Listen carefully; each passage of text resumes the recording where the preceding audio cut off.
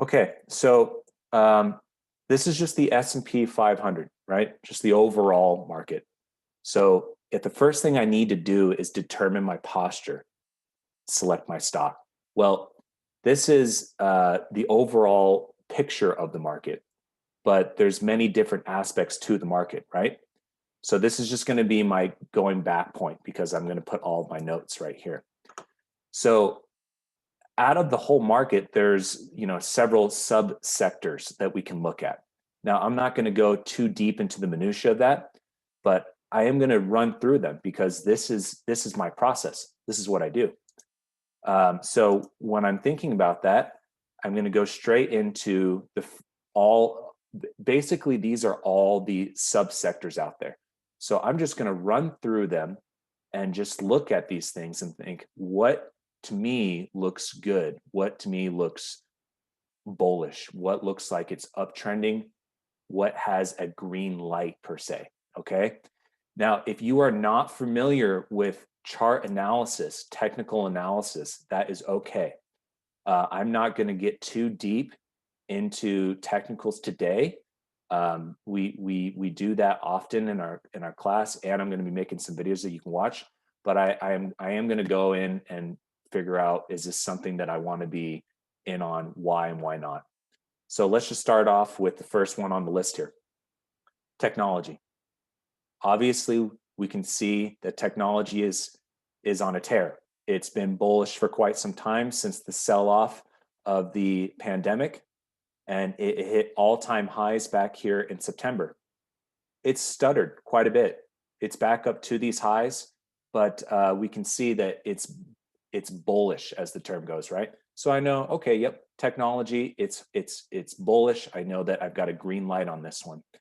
However, my green light, when I think of things that I'm looking at, I think of how and when do I want to get into them, because it's all about timing. We all know that, gosh, I shoulda, woulda, coulda bought down here, right? And you can actually buy some of these are just ETFs. You can actually just buy these. Well, that would have been nice to pick up a couple of shares of these, right? Well, what about now? Do you think this is going to move? This ran up from this low to this high, and that was I can't see that. That was an 80% increase, right? Do you think we're going to get another 80% increase?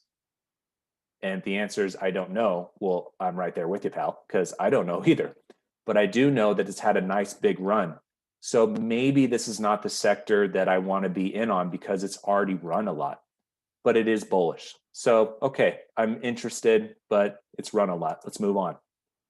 Okay, industrials. They've recovered very well.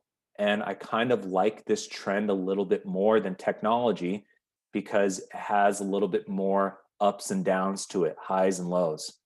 Again, we're at the same issue with technology. It's run pretty high. It's at all-time highs. It might be stuttering a little bit. Let's move on to the next one. Consumer discretionary. This is huge. Consumer discretionary is, your it's going to be your Amazons of the world, your Nike, your Coca-Cola. I mean, the list goes on with what consumer is, right? And we're going to look at that in just a second. But we can see that this has moved a lot. It has recovered everything and then some. Let's see how far exactly this has moved. Continuing to move. It's up 87% and climbing, right? We're making new highs this week, continuing to move higher and higher. So this one's on my list, but again, it might be starting to stutter out, or is it? I don't know, but I do know that it's trending very well. Unlike technology back here, where it's coming up to some what we call resistance right here and starting to break through, which is good. This has been trending nice and smooth, but it's lost a lot of that steam. So it's on my list again, but maybe not so, I'm not so gung-ho on it. So before I go on to the next one, I'm going to go over to that other website that I mentioned to you, Finviz, and I'm going to go to the heat maps. Now, I don't know what that is. Maybe it'll go away. There we go. So this is consumer. This is a really great way to figure out what are the not necessarily the top dogs out there, but the most highly traded, highest volume stocks out there. And we were just looking at consumer, right? So this is consumer everything, consumer specialty, consumer retail, automotive, travel, restaurants. This is consumer everything. Consumer defensive. This is also part of consumer. Your Costco's, your Walmarts. You've got your Coca-Cola, tobacco. This is all considered consumer, right? Huge chunk of the pie of all the stocks. This one sector is this essentially the top quarter portion of this entire map. So knowing that consumer discretionary, this consumer sector is on a tear and it's trending pretty decent, I might think about looking at this sector and saying, okay, my posture on this is bullish. Maybe there's some stocks in here that have opportunities that maybe aren't overbought. And that's a term that I'm going to be using a lot. Is a lot of stocks out there right now have the look of overbought, but they continue to move higher. So obviously they are not necessarily overpriced. They just have the feeling of overbought. So I may not buy in one stock because it's at all-time highs, but the others maybe have more room for opportunities. So this is just something that I've wrote down. This is just something that that I'm going to put on my list. So going back to here, that's just consumer. So I'm putting that on the list because I know there's a lot of stocks I can work with. Now, just running down, here's materials, you've got staples, et cetera, et cetera. Now, the last three that I want to pull up here is the ones that are not on a tear. And can somebody tell me what that is?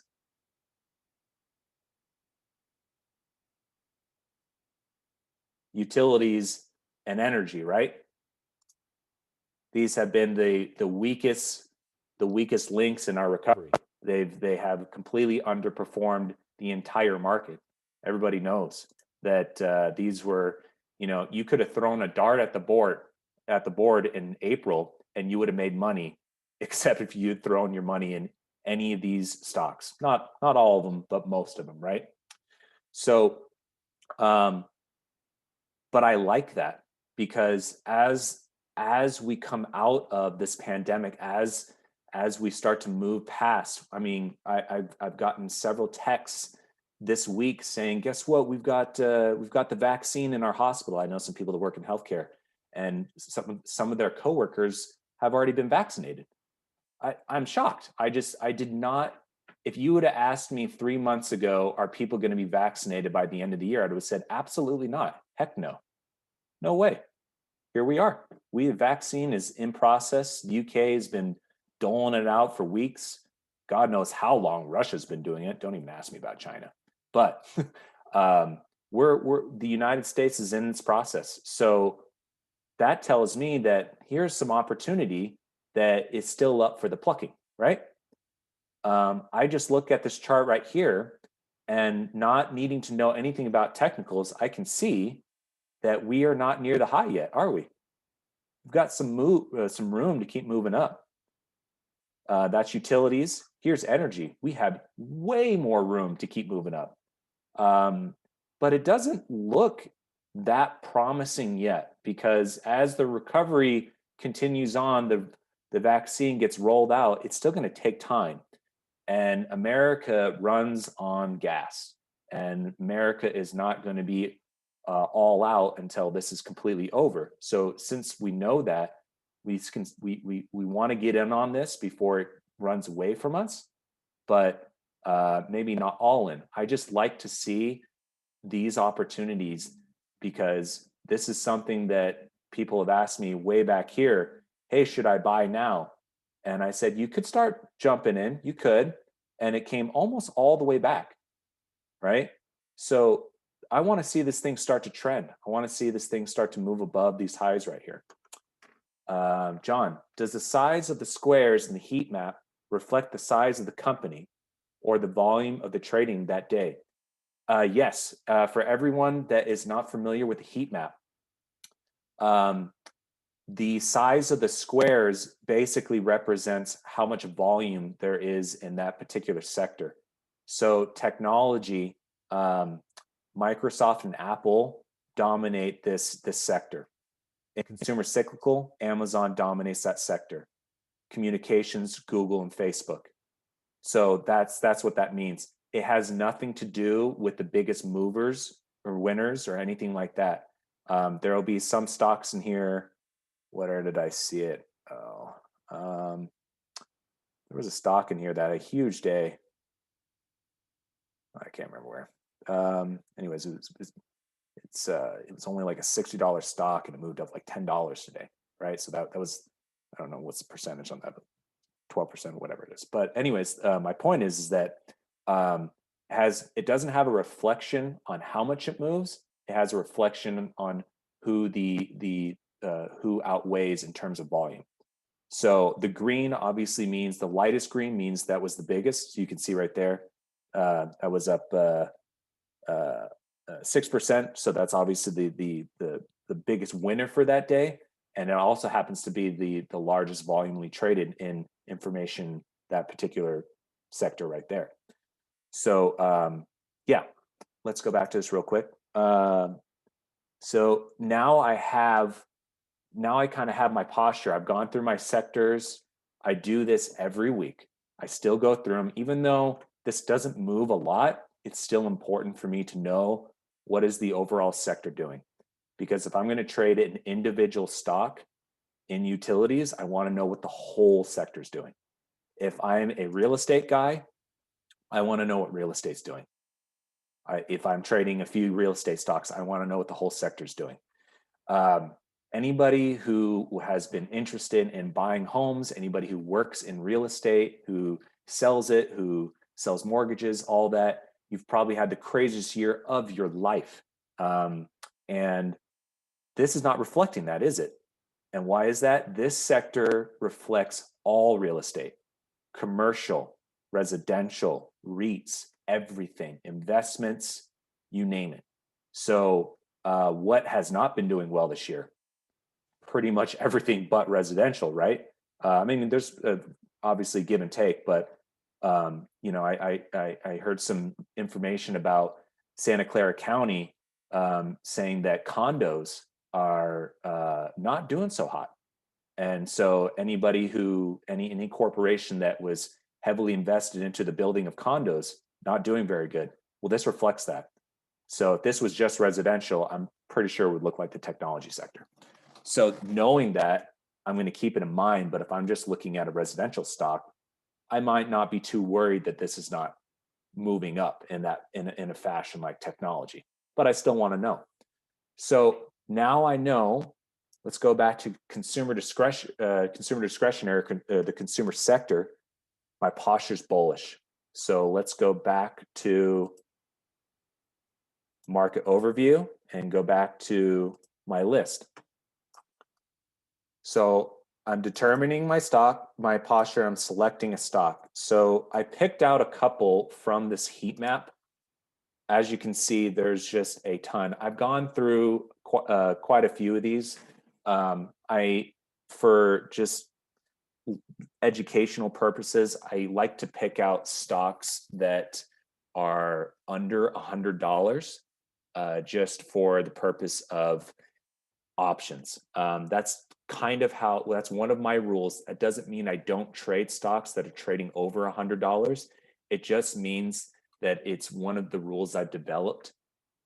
So that way, if necessary, when I am trading an option and it comes to a point where I might need to own it, if that stock is, say, Amazon, and I'm trading an option on it, well, Amazon is currently trading at $3,236.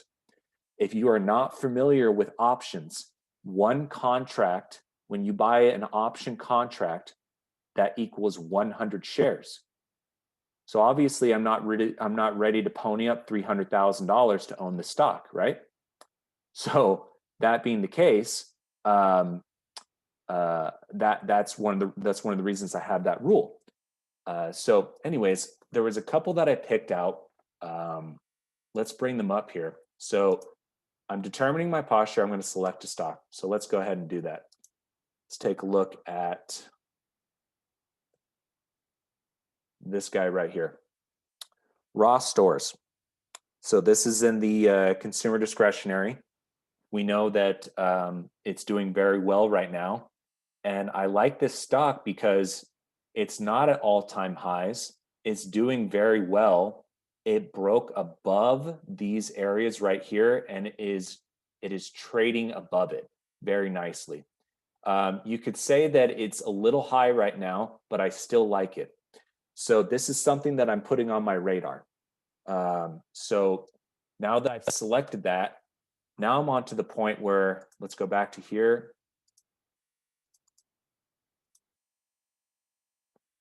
You know what? And now I'm going to analyze. I'm going to analyze the chart for trend and position. Duration. Okay. So I've determined my posture and I'm selecting a stock. So Ross is on my list, but it's not the only stock on my list. Let's take a look at another one. GPS. This is Gap, again, part of discretionary, consumer discretionary. The reason I selected this one is it had a really nice big run up here and it corrected, sold off. I like to see things like that because we want to try and stay away from patterns that look like they're overbought. So this particular situation right here, I would have, if someone were to say, should we buy right now? I would have been a little bit hesitant because it had already done it such a nice job running.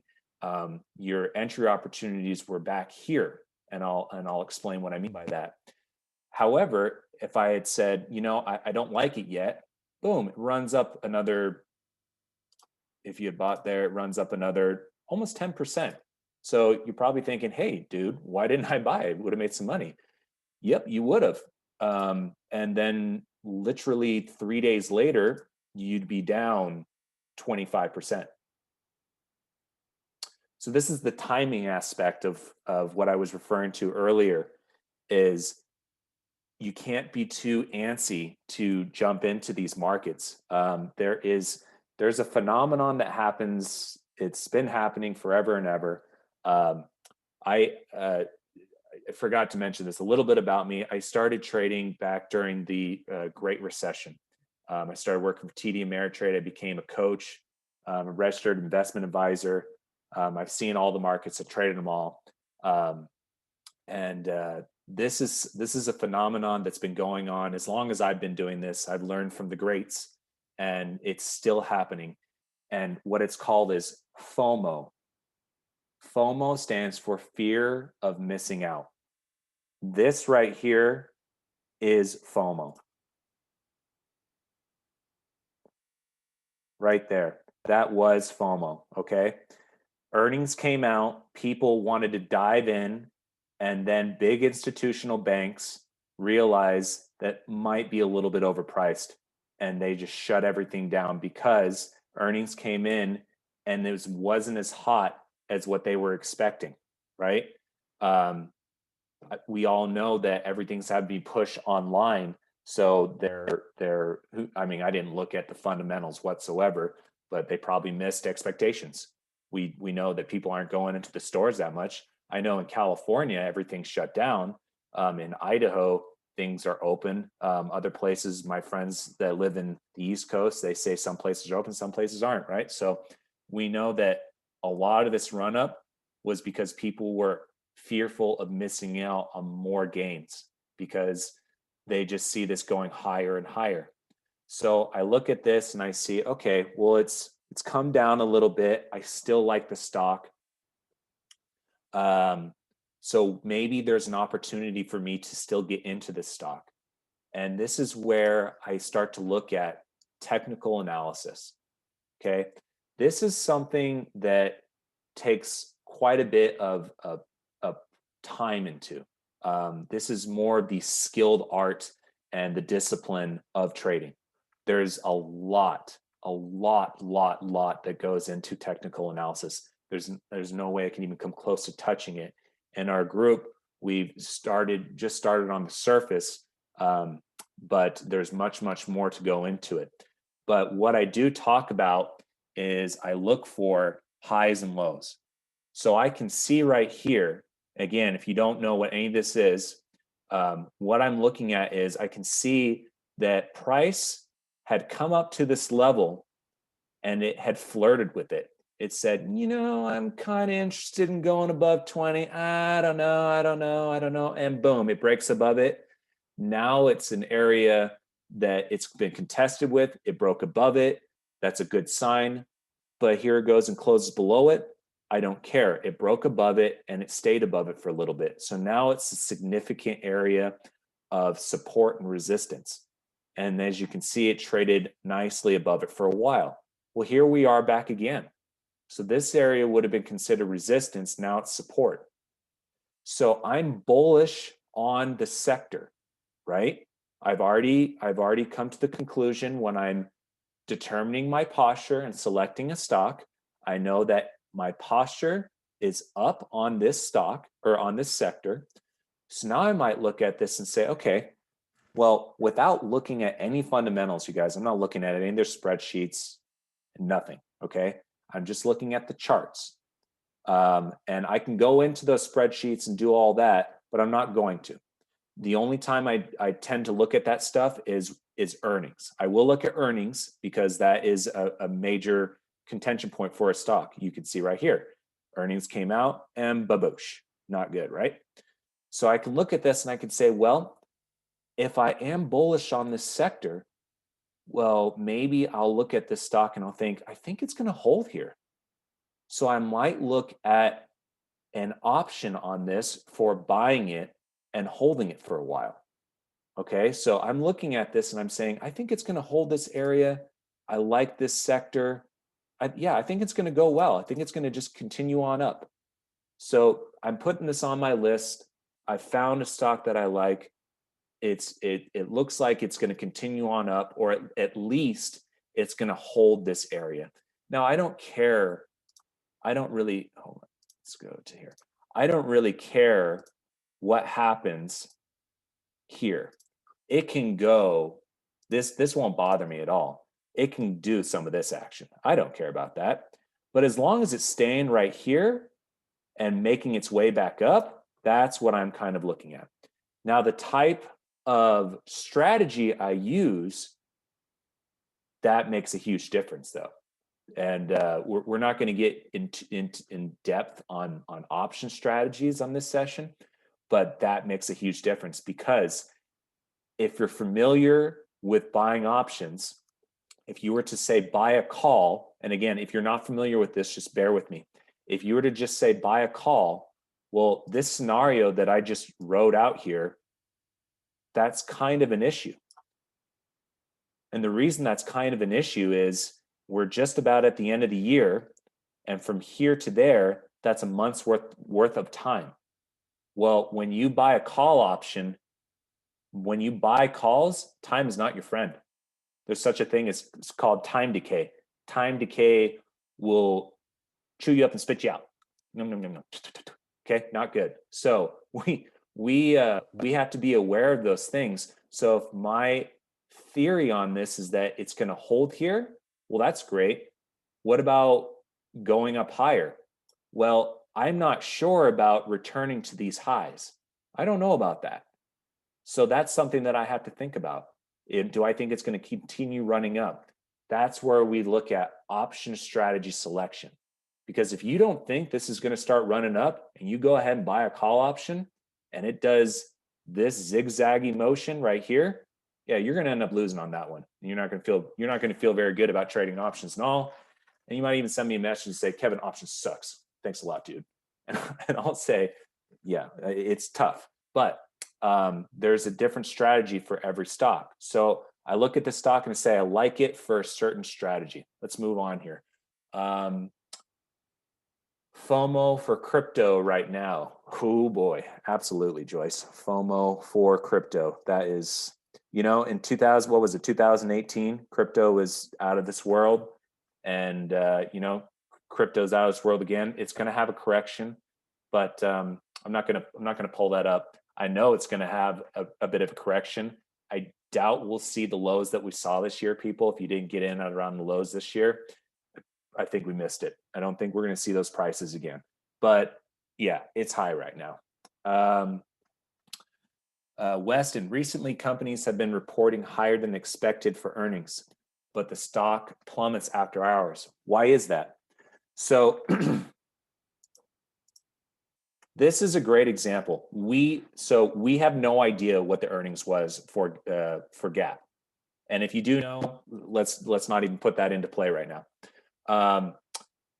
We know just by looking at this that earnings came out and it sold off dramatically. Most likely it missed expectations. But another thing is let's take a stock that had earnings come out that were incredible, and that was Zoom. Yes. So this was it right here. This is a while ago. I don't really have anything off the top of my head right now. So earnings comes out, it explodes, and it corrects itself, right? This right here is FOMO. Okay. I can't say for sure because when fear of missing out, you guys, is really an emotional phenomenon felt by mostly retail traders. Okay. Everything that you see here is predominantly done by massive hedge funds. Okay. Stock markets are moved by hedge funds. Sad to say, you and I, everybody here, we don't make even the slightest blip of a fraction of anything on anything that happens here, right? But that doesn't mean that hedge funds don't feel FOMO. That everybody can feel it. However, those guys they do everything off of algorithms. It's all done by computers. So this happened, and most likely what we're seeing, those after hour plummets, is is taking some off the top. So they were probably, what's happening here is hedge funds were already making their money. Hedge funds bought Zoom when the government said, hey, get back onto Skype. And everyone's like, who's Skype? What's that? It's all about Zoom. So let's do our Zoom parties. Let's do this. Let's do that. Hedge funds started buying Zoom back here. Hedge funds started buying Zoom when China hit the fan. That's what hedge funds are smart. They start buying, they're the smart money. They buy before people think to buy. So they started buying here. So here they are, they're making tons of money. They're already up 100, 200, 300%, right? Look at it go, it's just going higher and higher. They're feeling like superheroes. And then it starts to stall out. They're taking some money off the top, but they're still in. Earnings come out, it kills it. This is when they take their money off the top. This is where they're like, okay, it's time to profit. So when you see those after hours sell-offs, that's when we see a lot of those hedge funds. That's where they start to take off the top. So that's what that means. Okay, let's move on here. Where are we? So I'm going to go to two other sectors. So Gap was a stock that I looked at and I said I liked it. What was the other sectors that we looked at that have underperformed the market that might have more possibilities? That was utilities and that was energy. So two of the stocks that I looked at with utilities, if you're not familiar with Southern Company, they are the second largest utility providers in the United States. They're a big deal. I like this stock. This stock doesn't move a lot. Why? Because it's a household name. They've been around a long time. And prior to this pandemic, they were doing quite well. Okay. So that's to tell me that they'll probably start to do well again once everything starts to balance out. Now I look at this and I say, okay, utilities has a lot of room to run, doesn't it? So I'm going to pull up an individual stock. This is a household name, second largest provider in the country. So I know that this has got a lot of depth to it. And I like stocks that have depth to it because that tells me that they'll be very optionable. Okay. So here we are, we're looking at the stock, we're looking at the technicals here. Again, I'm not going to do a ton on this, but just at a glance, I look at this and I say, just like Gap, here price came above it, sold off again, and very, very solidly closed above this resistance level and is now trading above it. So now I'm looking at this and I'm feeling a little bit more confident about this area holding. So I look at this and I say, I think this is going to continue to hold. And I look at this and I think, okay, this is a slower moving stock though. So even if I feel like this is going to hold, I need to give it time. So this would be on one of those strategies. If I was just going to buy a call on this one, I might need to give it a while. You know, this might be one of those ones where you give it 3, 4, 5 months out. With options, you typically don't do that unless you're going to do diagonal. Okay, so diagonal basically means it's taking an option strategy and you're just saying, hey, I'm going to look at this stock and I see this working out for me in the long run. So I'm going to buy options on this for a longer duration. The pros and cons to that. The pros to that, it's going to cost you more money. The cons to that, it's going to cost you more money. The pros to that is it's going to give you time. And what did I tell you with when you're buying calls? Time is not your friend. So if you don't give yourself enough time, you're in big trouble. So I want to give myself enough time, and I'm okay with this costing me more money. I'm okay with that because I know, going back to my sectors here, I know that, look at that, it's almost identical. I know that this has a lot more room to run here. If someone were to say, should I buy it right now or should I sell it right now? Or should I do nothing? My answer would be yes. Because with utilities, people need them. The only reason this sold off is because people didn't need anything, because we weren't doing much. We were just sitting at home being vegetables. Well, we're going to stop being vegetables and we're going to start doing the things that we do again. So this is going to come back. It's going to do it. We're going to go back to our bullish territory again. So now I know that Southern and Gap are stocks that I like. They might be, no, that wasn't it. It was GPS. That's right. Those are stocks that I like. They might be two different strategies that I use to buy to trade them, but they're two stocks I like. So if I go back to my list here, I've picked a couple of stocks. What's the next thing I'm going to do? Well, the next thing I'm going to do is I'm going to choose expiration month. I'm going to choose strike prices. Again, this is my process for options. This is not my process for just buying stocks and holding them. This is my process for options. So I'm going to choose expiration, month, and strike price. Okay, so that's the next part of my process here. So I picked a couple stocks that I like. Now I'm on the next process here. When I am looking at this, for all of those that are new to options, again, this is going to be a recorded session. For those that have experience with options, this may be redundant. For those that don't have very much experience, this is something you're going to want to write down.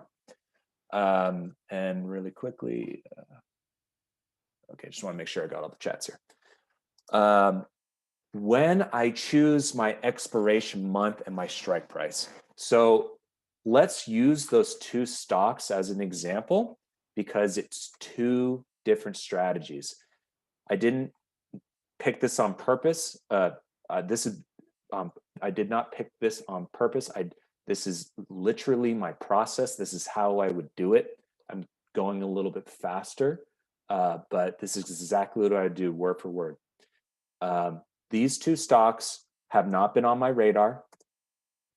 I just picked them out by going through this, and I actually like these. I might do a little bit more analysis than what I would do here with you guys, but not too much more. These are things that I look at, and this is part of how I analyze things, right? So if I'm looking at this, and I already have figured out what I've analyzed it, and I've thought about the duration, and I thought about my posture. So what did I say about this one? I said, well, utilities are coming back online. Not like they've been offline, but they're coming back online. This is probably going to recover. This was doing quite well. This is a huge company. It's something that you might want to have in your portfolio. Maybe not. Whatever it is, it's obviously it's a good stock. It's not sexy, but options are sexy, and that's why I like this, because I can make a lot of money on this in a short period of time versus just buying and holding this, right? And again, if you're not familiar with options, that is why we're all here. Buying and holding is great strategy. I think it's a great way to do it, building a portfolio, et cetera, et cetera. But I don't want to make 10, 15%. I don't want to do that. I want to make 35, 45, 55, 65% in a quarter. I want to make 100% over the year. That's what I want to do. Options provide that opportunity for you, but on as much opportunity as they provide in profits, they provide just as much risk, if not more. So you got to be very careful. So that's why we have this process. We have our rules. So I'm going through my rules right now. So I've already decided, where's my posture? My posture is long in the stock. Where am I going to buy it? Well, that's the whole question, isn't it? How long do I buy it for? What do I look for? So here's the rules that you'll want to write down. That's not it. So whatever it is that I look for, I want to check for interest. Okay. And what I'm talking about specifically is open interest. And that would be, you can look at that by the bid and the ask. Okay. They call it the spread. Okay. We're going to look at that in a second. I'm just going to write these out. I want to have stocks. I want to look at stocks that have plenty of open interest. Luckily, how I'm doing this, all of these stocks are going to have tons of open interest. You guys all heard of these stocks, so they're probably going to have tons of open interest. And this is something that you need to do because a lot of people are throwing stocks out there right now that I've never even heard of. They're doing really well and they're very sexy because they've made like 600% over the last 5 seconds, right? And you're like, oh man, should I buy in now? Well, the thing about those stocks is that they might not even be optionable, one, or they might not have any open interest. And I'm going to show you what open interest is. Then the next thing that we want to look for is we want to look for calls and puts. Calls and puts, put options, trading lower than $5. Oops. Trading lower than $5. We want to look for the bid.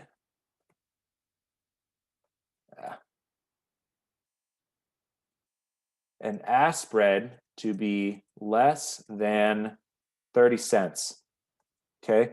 So again, if you're not familiar with options, just take it with a grain of salt. This is for those that wanted to get a little bit more out of their option trading, maybe throw in some new rules. So what this means is I'm looking for calls, put options that if they have a $5 premium, I don't want the bid and the ask spread to be, I don't want it to be less than 30 cents roughly, okay? I don't want it to be too tight. What that means is it's not going to have a lot of, greater than. It's, let me change this. Greater than. It means that it's going to be hard to get out of it. Okay, so if you're not familiar with the spreads, we don't want out of control spreads. So let's go ahead and just jump into this really quick. This is an option ladder. If you're familiar with options, you're very familiar with this. This is the TOS platform, Thinkorswim. I actually started with Thinkorswim when before TD Ameritrade even bought it. Now it's the hype and the trend. But anyways, so this is an option ladder. If you're not familiar with this, just follow along as best you can. Open interest. What open interest is contracts, open contracts, okay? So if I'm looking at this, let's go ahead and shrink this down a little bit. If I'm looking at this, let's bring up the stock that we're actually interested in. I'm looking at January 22nd, okay? So 36 days out. It's a little shorter than I'm actually looking at for this particular stock, but we'll just go with it for a second. The open interest on a lot of these options, they have some they have some interest, right? So you can see that these are showing actual contracts being opened here. Where the problem can get in is when it says 0. If you have any stocks that you're looking at and you have 0 showing for open interest, you're going to have a really hard time getting out of the stock. So if there's a particular situation where you need to get out of it, maybe the stock reverses like Gap. Remember what Gap did? Just kind of sold off. Let's bring that up for a second, actually. This is a great example, GPS. The open interest on Gap, whether or not, like, let's just say it was 0 or 1 or whatever it was, if you had bought in and you tried to get out and it did this, you would not be able to get out without experiencing a loss. Meaning, if you were, let's just say they all said 0, you wanted to get out at this price, you would not be able to do that. You would have to go down to a price like this, where it says 12, but maybe that's at a price that you're like, well, wait a minute, that's way too low. I'm going to take a bigger loss. Well, too bad. You got to think about these things way before you even jump into them. You have to be looking at strikes that have open interest on. That means that there are people willing to buy them back from you or sell them to you, vice versa, whatever it is that you did. Because if there isn't anyone out there, if they look at your cards and they say, oh yeah, that's why we didn't buy any, sucks to be you. You don't want to be that guy. So when we're looking at these, we have to have things that have open interest. Okay, I hope that makes sense there. The bid and the ask spread. So we were looking at 30 cents. We can see that the spread between the bid and the ask right here, I'm going to highlight those. The bid and the ask right here, right? We can see that on this particular strike right here, we've got that 30 cents. So this is looking pretty good. I'm within my rules so far. I've got some interest in it. It's not above 30 cents, and even if it was, we kind of, it's a give and take. It's just a rule of thumb, right? So far so good. Let's go back to this. Okay, and clear. Okay, let's go back to the SPX here. All right, so there's part of my rule.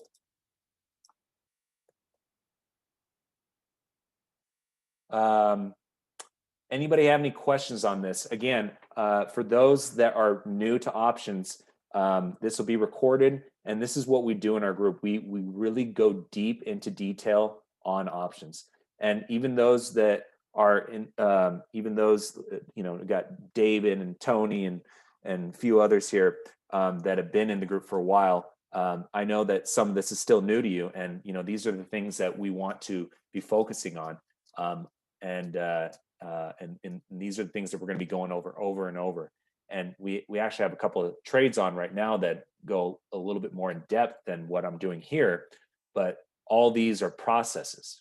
These are all processes that when I look for stocks, because if I got $100,000 and I've only got 2 trades on, what the heck am I doing with the rest of that money? Well, I better be looking for other stocks, right? So, so I've got that all figured out. Let's move on to the next one here. Is choosing the month and the strike price. When I do that, I've already thought about it on the Southern company. I thought, I don't really feel like this is going to just take off over the next month or so. This is not a technology stock. It's not sexy. Nobody really wants to just jump in on Southern company. Let's pick up some utilities. Woohoo! Right? It's not fun, but my posture says it's going to do well for me. So knowing that, I'm going to need to jump way out. This is 246 days. That's pretty far out there. Now you'll notice if I look just 22 days in advance, this one contract is going to cost me $1.20 or $120. And that's because there's not a lot of time between now and then, right? Between now and January 8th. Well, if I'm buying a call, that's a problem because I need more time, right? And on this particular stock, I've decided and I figured out that I need a lot of time. So I'm just picking August right now of 2021. This is August 20th of 2021. If I go out to there and I select the at the money strike, it's going to cost me 3 times as much. And that's because they're going to make you pay for it. And look at this. There's no open interest out here, right? So that kind of breaks my rule, part of my rule. But again, that's a rule of thumb. Not all stocks are going to fall in line with this because knowing that Southern Company is a slow mover, it's going to take its time. We have to give and take, right? So the give and take on this one is that the spread's not horrible. Now, if the spread was bad and there's no open interest, well, then you just got to bag it, right? Like for instance, if this was $4.25, or this was $3.25 and this was $4.60, that'd be a huge spread. That'd be no good because then it would be again, the prospects of getting out within a loss are increased quite a bit. And this is all about probabilities, people. We want to be as accurate as we can be. So I'm looking at August 20th. I think it's going to take me that much time. So this would be a long-term play on this one. It's going to cost me more, but I'm okay with that. So now I'm selecting my month and my strike price. Now here's the other thing. Where do I think this is going to go? So I've selected my month. Where do I think the price is going to go?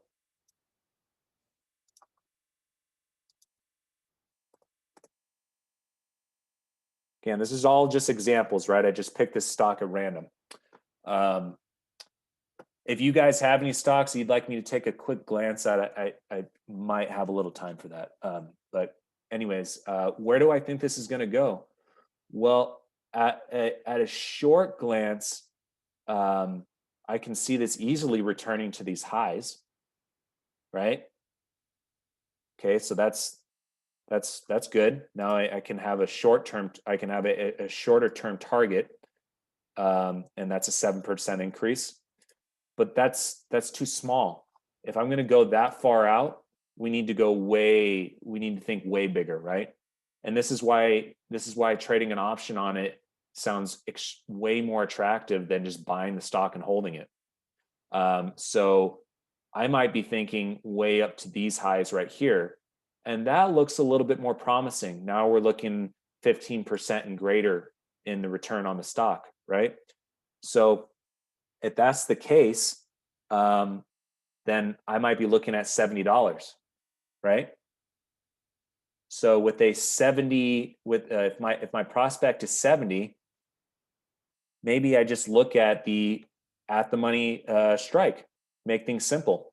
Price is currently trading at $61. So maybe I just buy the 60 strike, make it simple.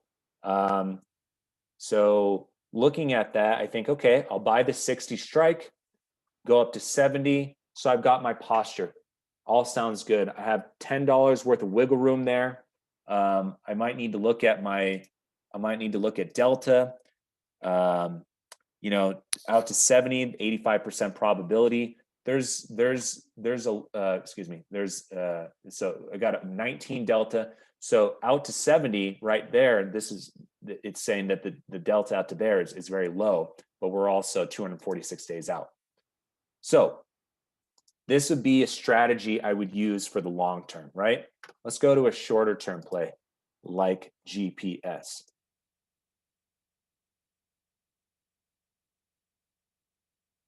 Okay. So going back to GPS for a second. This is that one where I said, I think it's going to hold here, right? This is that one. Well, if I think it's going to hold here, do I also think it's going to run up? I don't know about that. I just think it's going to hold here, and I think it's bullish. Just thinking that it's bullish is good, and thinking that it's going to hold is very good, because that just gives me some direction. But that's not enough, because if I just go ahead and buy a call on it, I need it to move. I need it to move a lot too. Otherwise, I'm going to lose money on time decay. So that being the case, I might do a shorter term option, and I might do a different strategy like vertical spreads. I'm not going to go into what vertical spreads and how we trade them today. We do a lot of them in our group. We're in several verticals right now. But basically, what a vertical spread does is it captures premium. Okay. So what I'm looking for a vertical to do, and just forget the name for a second if you're not familiar with it, this strategy is focused on price doing one of two things: staying above $20 or rising. That's what I want it to do, isn't it? Right? That's exactly what I'm thinking about. Is I'm looking at gap and I'm thinking, okay, part of consumer discretionary is doing well. Gap has kind of found a footing here, and I think it's going to hold here. So my play is to look at this and say, I think it's going to hold and or rise. I want it to rise, obviously, but at least I think it's going to hold. So part of what I look for in that is I could look at a strategy and I can say, well, I could just sell a put. And if you're not familiar with just what selling put is that is the process of selling put. Puts make money when they stay flat or they go up. So that is an option. A vertical is a different process of that. So now I know that I've got a couple of strategies on this one. So where am I at in my process? I found my stocks. I found my targets. I found my months. I found my strike prices, right? Well, what's the other big process to trading? What's the other huge aspect to this?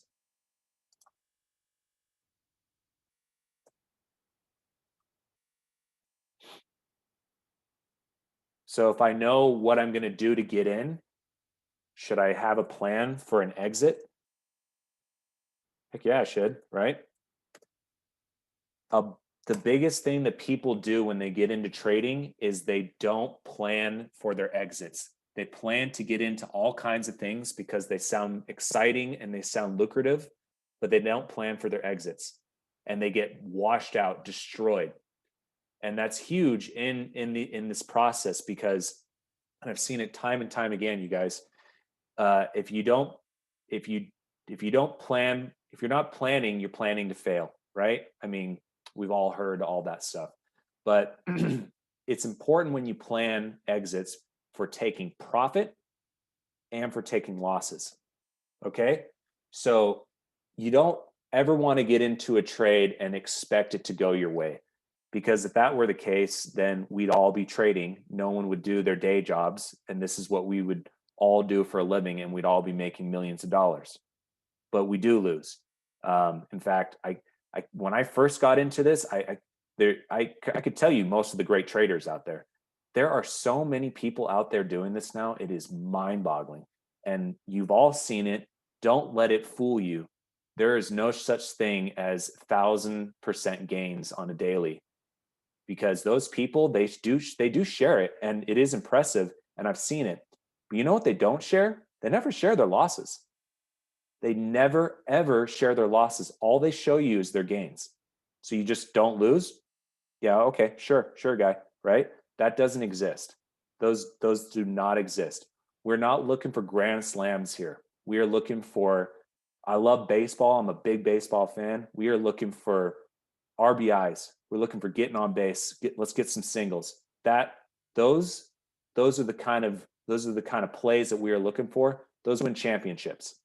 Okay, grand slams, they may fill the seats, but I'll tell you what, when you start losing, your stadium's going to be empty, right?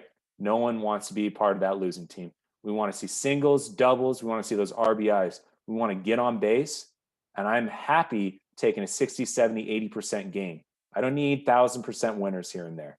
So I've got to plan for losses and profits. I've got to plan to know whether it's going to go against me or it's going to go with me. So the key is to structure the trade, and how you do that is you got to structure it without emotion. Okay, so I'm not going to go into too much philosophy here, but for a simple rule, when we're looking at this, if we are looking at gap as our stock, when I plan on getting into this stock and I'm selecting my option, maybe I'm wrong, right?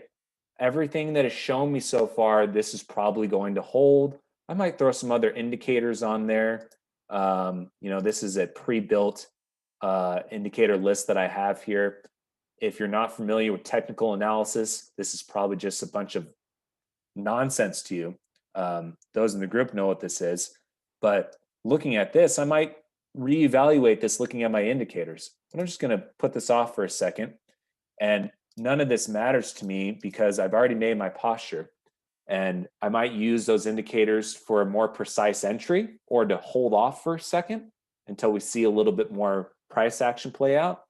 But regardless, what if I'm wrong? What if it doesn't hold here? At what point do I decide that, hey, I'm wrong. I need to plan to exit this trade because it is no longer doing what I expected it to do. Well, a simple rule of thumb is 50%. Okay, so 50% stop loss. So basically, make this simple, guys. If this has gone, when you're putting in your trades, you're just going to put in your strike prices. Everything's going in. You're going to put in at 50% of wherever I bought it. I'm going to get out. Not 50% of the stock, right? 50% of my position size, right? So if the trade cost me $1,000, if this stock is going against me, I'm not going to risk all $1,000 of that premium. Why on earth would I do that? There's a point in any stock when it's no longer in your favor, you want to get out. You're wrong. Let's wash it. Let's look for the next one. So 50% stop loss. That's an easy one to put down. As you get more advanced in this, you might want to tighten those, right? You might want to consider decrease in that 50% because it won't take you very long to figure out that this is no longer in your favor. But the thing about the more that you increase increase your stop loss size, the more likely it is you're probably throwing emotions into it. This wasn't supposed to be a philosophy thing. I know it's kind of turning into that way, but that's what a lot of trading is. There are more books about the mindset on trading than there are actually trading. Trading itself is just math. It really is. It's just simple. Well, it's not simple math, but it's really just, it's all about bid and ask prices, blah, blah, blah, right? The real game, the people that stick around, that are still doing this, that I started with, that are actually still doing it, that are still making money on this, are the ones that mastered the mind game. And that is, you have to have rules, and you cannot put emotion into your rules. You have to check it at the door, right? Or as they say when I was working as a mechanic, they'd say, you check those emotions on your sleeves, you know, or whatever they would say. No emotions in the shop. This is the same thing. We use skill here. So 50% of a stop loss for that. Same way with if it's going in your favor, but that all depends on what the option is. But let's just pretend that I were to buy a call option on this. My expectation is it's going to run back up to $25, right? That's my expectation. Well, if price, let's say I pick February as my month, okay? Let's say that price is doing this. I'm expecting it to go to $25. Here we go. Price is going up. It's going up. It's going up. So now we're at 22. Hey, it's doing well. And we've got a whole month to go. Well, what happens if price does this? Bink, bink, bink, like that. What happens? And all of a sudden, it starts to come below this area.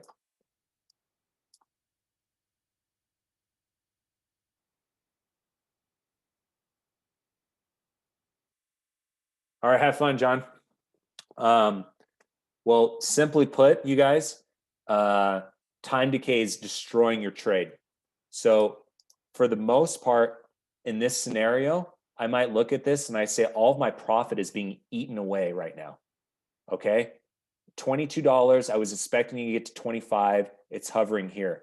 Well, I might decide that at this particular point, I want to close this trade, because if I let it go any longer, I'm going to lose more and more. Now, that is not considered emotion, because yeah, you could say, oh, well, you were just being emotional because it wasn't going in your favor. No, I'm not being emotional. I'm noticing that price is getting stuck here, right? It can't go above that. So when I see those things, that is a plan. If price can't continue past a certain level, blah, blah, blah, I'll hop out. So there's another plan, okay? Or another rule. Okay, I'm gonna kind of blow through these things. We're going way over time here. So I know I said there was like 7, 10 rules, right? Those are the biggest rules. The other rules are choosing your position size.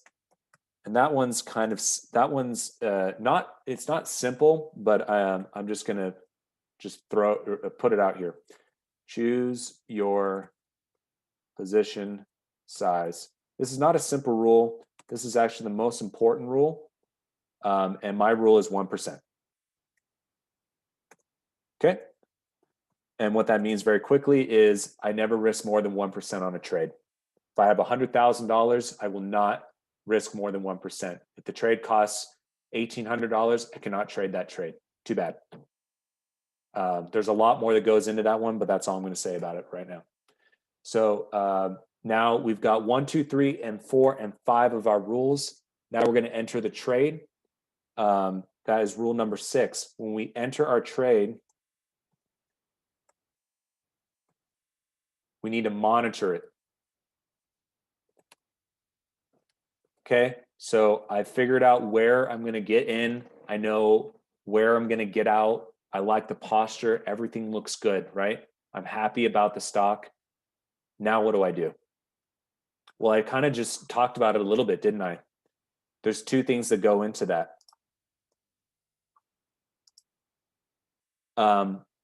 When we monitor the progress, we don't want to look at this all day long. Not that we have time to do that anyways. We shouldn't be doing that. And we shouldn't have time to do that. And we shouldn't do that for a couple of reasons. If this starts to go down like this, I might want to bail right away. Oh, it broke the level. Ah, crap. Dang it. People stopped buying Gap shirts, and Baby Gap is out the window. It's all gone to hell. Banana Republic sold off. It's the only good part about Gap anyways. I'm out. Done. It's over. No, right? No, because that was one day. The next day could do something like this. Back up. Here's a great example of that, actually. TDoc. This is a stock that we're in the group. I told everybody that I'm watching this level here. If price breaks below this, we will start to look for opportunities to sell some calls on it, depending if you have the right number of shares, blah, blah, blah. Okay. So I was looking at this and I was going to wait. And I'm glad I did, because look at this right here. It just screamed right back above in this bullish territory. Okay, that is what we call a fake out. These are exactly the things, these are the reasons that you have rules. Because if you were watching this, oh my gosh, it's way below where we got in, I'm losing money, I'm out, bail. Well, that would have been stupid, right? Because it's now, our entry price on this one was 190. We're $6 in profit again. We were down a few bucks, now we're up a few bucks. This is the volatility. So I look at this and I say, I got to monitor my progress. Is it doing what it's supposed to do? Meaning, is it going against me? And if it is it within my threshold? Or is it going in favor? If it is, how much? Meaning, is it going up enough so that maybe I can move my stop loss to break even? All kinds of different things. The point of the story is we monitor our progress, not to make rash decisions, but to make sure that it's within our plan. And our plan says that we're going to hold on to this thing. And on this particular stock, we're going to hold on to this one. And if it were to close below this area and start trading down here, we might look to sell some premiums on it to offset our losses, or that's what we call a option protection plan. Okay, that's called insurance. Yes, you can actually buy insurance on stocks, people. It's not easy to do, but if you do it right, it's extremely effective, and you can actually make way more money than you would have thought of from the beginning of your trade, which is what we're going to try and do with this bad boy. So that is monitoring your progress. Okay, number 6. And number 7,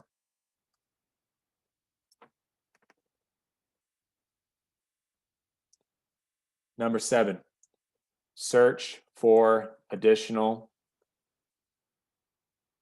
ops each week. Why do I want to search for additional opportunities? There's 2 reasons. And it's very simple. These trades all have expirations on them. Okay, so actually there's more than 2 reasons, but these trades all have expirations on them. We are option traders. That's what we do. Okay, none of these trades, very, very, very few of them are buy and holds, right? All these trades have expirations on them, and they're all within a month to 2 months. So that means at any given point, that means almost on average, couple times a month, I've got trades expiring, a few times a month, maybe even, right? So I need to be looking for additional opportunities so that I have new stuff on the docket to go. We don't want to just assume that this one's going to be our home run hitter and yay, it did it, hooray. Okay, now what? Always be looking for new opportunities. Another reason we do that, we don't want to be focused on the trades that we've been trading. For example, if this is my only trade, which would be horrible, by the way, especially Gap. If this is my only trade on my, in my portfolio, I'm probably going to watch this all the time, aren't I? And I'm probably going to go to the mall and look in the store and freak out when I don't see anybody, and probably tell people, hey, go buy a damn shirt. My stock's not going up. Okay. I might do that because it's the only stock I have going on. So that's another reason, is I need to always have other opportunities in my portfolio so I won't look at this. There's so many different reasons. Obviously, we don't want to just bet on one stock going in our favor. What if it doesn't, right? And we also don't want to do that because we want to make more money. Why would you just bet? Why would you just focus on one trade? You want to focus on lots of trades, right? One of the biggest reasons is you don't want to get tied to one stock, because if you do, you will get emotional. I guarantee it. It does happen. I've been through this. I've made every mistake in the book. I've done it all, I promise. Always be searching for new opportunities to expand your portfolio and to keep your mind focused. Okay, that's all I wanted to do on the 7 steps today. I'm going to run through AMD for. Oh wait, did John leave? Okay, well John's gone, so we're not going to do that. Anybody else? Joyce. PLTR. I think I was looking at this the other day. Yeah, this stock exploded.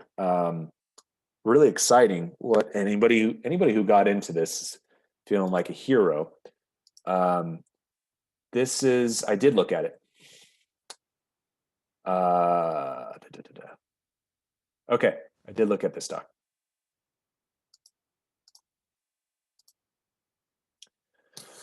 Okay.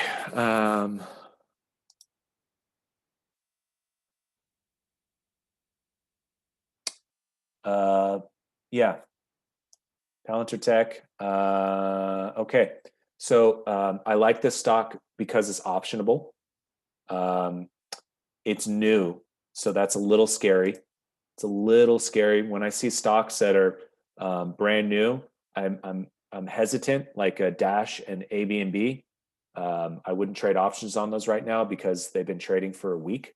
So there's no data to look at. This has more data, but it's fresh. But it does have a ton of liquidity, and the spreads are small.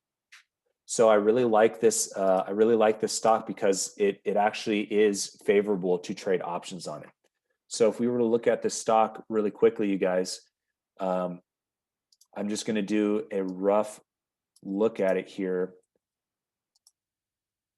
I like these 2 levels here. I can see price has obviously gotten stuck in between this resistance level and the support level. I don't know anything about this company whatsoever in terms of what their expectations are. Earnings are far away. So it's already had a massive run. In terms of whether I think it's a good company to buy and hold, couldn't tell you by any means, but it's an optionable stock, and I like that. And it's got good volume, and the bid and ask spreads are manageable. So we're within our rules, aren't we? So I could look at this and I could say, if price were to come down, say, to this area right here, 23.75, do I think it will hold? So that's going to be my posture question. Do I believe in this company? Do I think it will hold? I don't even know what sector this is in. You know, those are things that I would look at. Let's pretend that's in discretionary. Okay. Let's pretend that we have a bullish posture on this. Okay. So $24 is a line that, just like Gap, I don't think it's gonna slide below. Already, I can say that this is a bullish stock. I like it. And if it's part of discretions, it's going up. Everything looks good about that. So let's take a look on the short term. What was that? 24. Okay. All right. So that's pretty far out of the money on this one.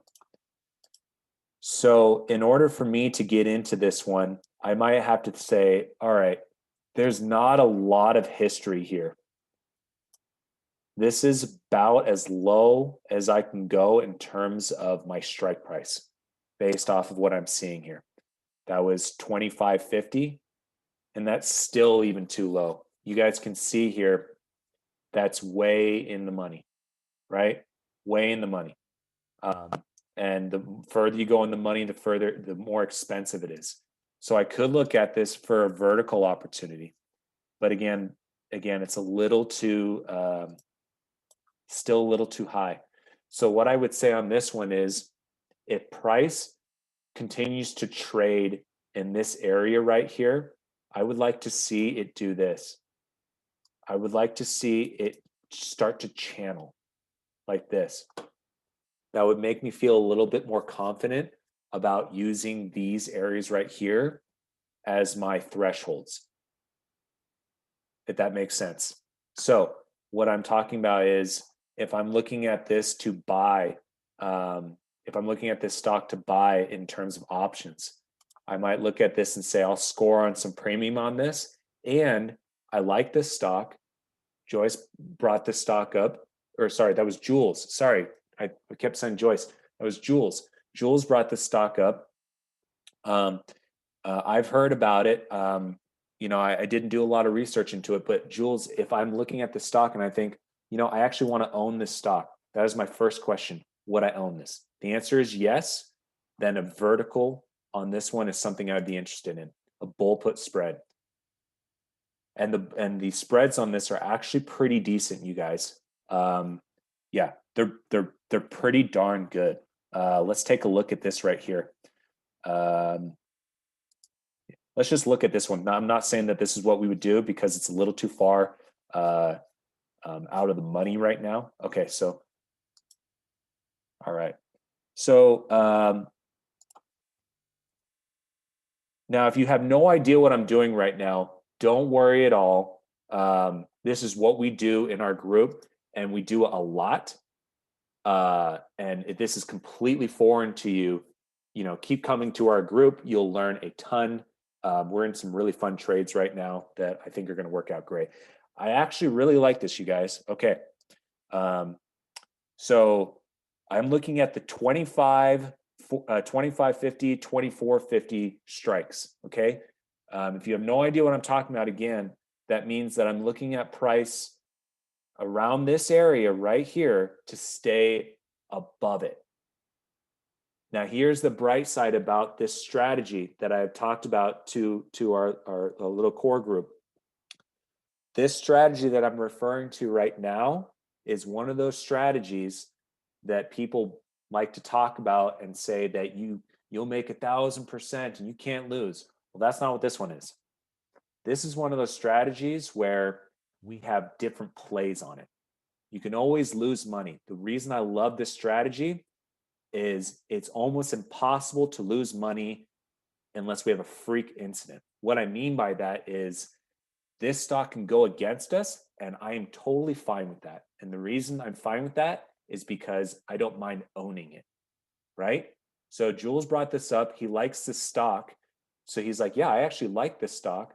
Can I trade some options on it and make some more money on it? Absolutely. Why don't we do a vertical spread on this? And if it can stay above here, hey, we just made some premium. Awesome. If it does and it breaks below, that's fine. We will make money on one of our legs and we'll own the stock. This is actually what we're doing with Bed Bath & Beyond and American Airlines. We're doing literally the exact same thing right now. We'll own the stock. We'll sell calls on it. The bottom line, you guys, is there's 4 different strategies I can do with this one option play, to the point where I can end up making a lot of money or a little money. That's right. I didn't say lose money. I said I can make money, a lot or a little. I don't say that lightly, okay? I don't guarantee profits in here. I'm saying that this strategy, because I like the stock, I believe in the stock, this stock is going to do well for us because it actually does have a good play here. So this is what I would do on that one. Jules, if you're still here, this is what I like about this one. And we might actually look at this next week. So this looks pretty good. Joyce wants to look at Rocket Mortgage. Love this stock. This is I believe this is in Katie's long-term portfolio. We picked it up around $20 or something like that. I can't remember specifically. I like it to own it. Let's look at the options on it. Oh,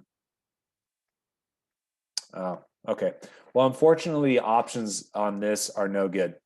So on a bull put spread strategy, which is as you guys know, that's my favorite strategy, just because of the opportunities with it.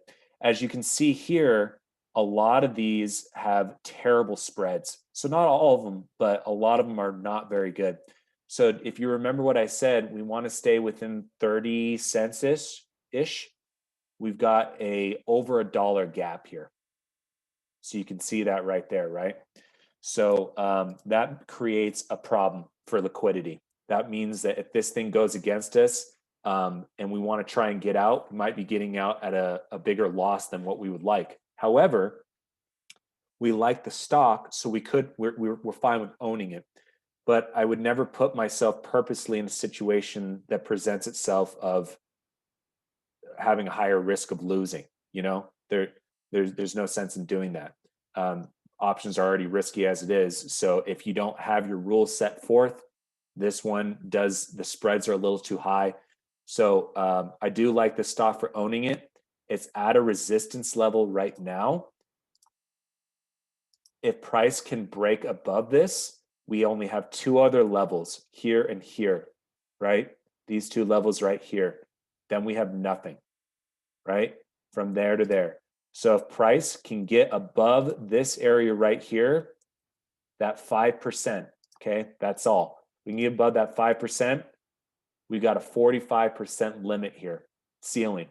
And when stocks have when I can see this stock having the runway, when it gets above that area, I can see it taking off.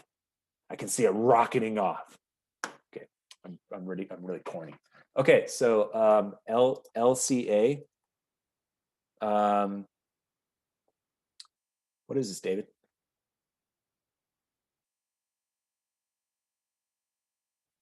Never heard of it. Tell me what that is when you get a second. Okay, so it's above this high right here of 18 bucks. It's, you know, it's already, technically speaking, in terms of technicals, it's had its run. If you're not already in it, it's kind of already had its run. But if we were to look at it on an option play, LCA, yeah, this is no good. We have no weeklies, right? So when we look at an option trade,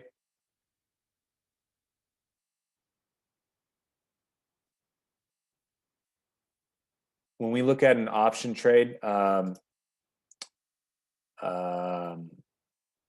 was I going with this? When we look at an option trade, what was I was looking at? Rocket Mortgage. You see these right here? These are all weeklies. We have lots of different options to play with. LCA has only one option per month. You see that? So not a good stock to play to trade options on. So if you were thinking about doing any options on this, I would definitely not do that. Long term, just buy and hold. I mean, yeah, if you got in above this resistance level here, if you're not already in, place a limit order around around 20 bucks. If you love the stock, you know, have a stop loss if you're not in love with the stock. But that's pretty much all I got on that one. Okay, you guys, I can't talk another second. My voice is going to go. I'm on too many drugs. My skin's getting better though. I know a lot of you don't know what that means. If you didn't hear from the beginning, I went through hell and back through a terrible oak. What was it? I can't even say it. Poison oak disaster. But I'm feeling better, and I'm really glad that we did this. I was going to put this off again because it just wasn't feeling good, but I'm glad we did this. It's you know, it's really fun to get these ideas out there.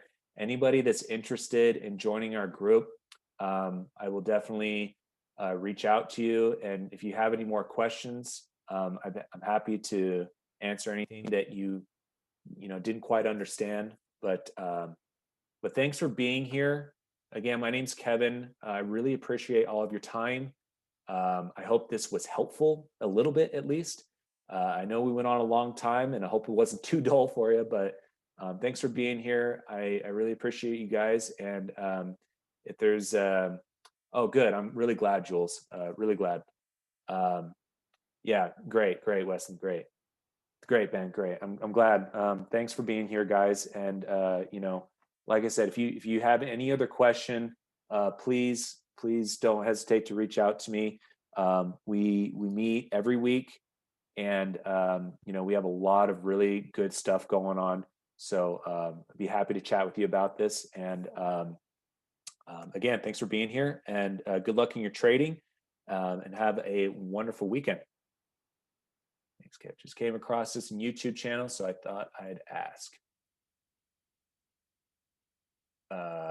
Elsia. Okay, yeah. So David, yeah, that's my thoughts on it. Okay, all right, guys. Take care. Have a great evening. Thanks for being here.